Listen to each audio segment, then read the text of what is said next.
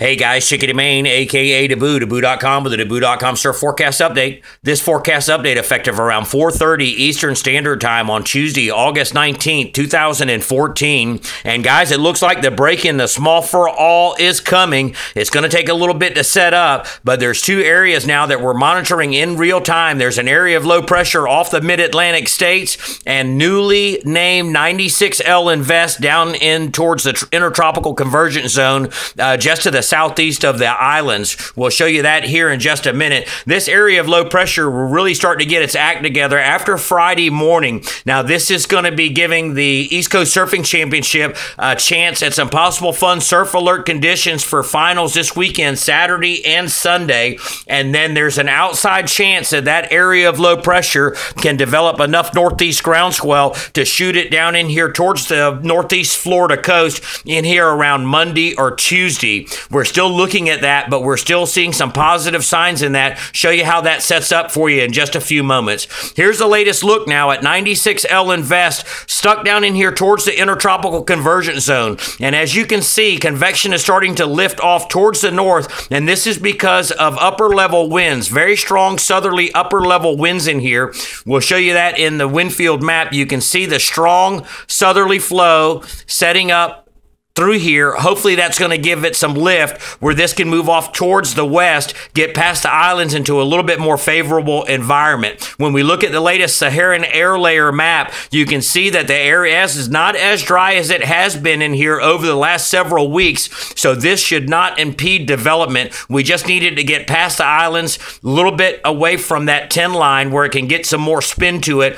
And the latest model forecast, which we'll show you here in just a minute, continues to move it off towards the west under Hispaniola and Jamaica, and then bends it towards the north-northwest, maybe headed for the Gulf of Mexico as Cristobal. Going to start you off with the latest GFS forecast map.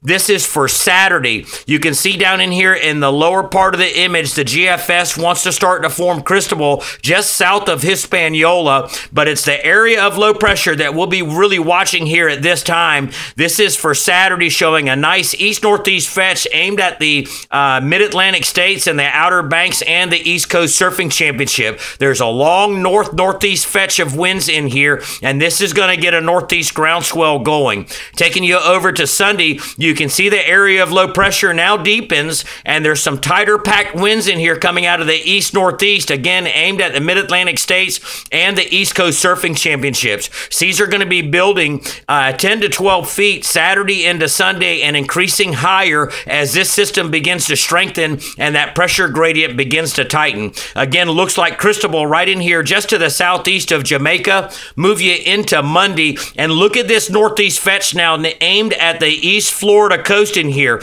It's going to be Monday or Tuesday before we can get that swell to arrive, maybe all the way into Wednesday, but we now have Cristobal moving up in here towards the west tip of Cuba.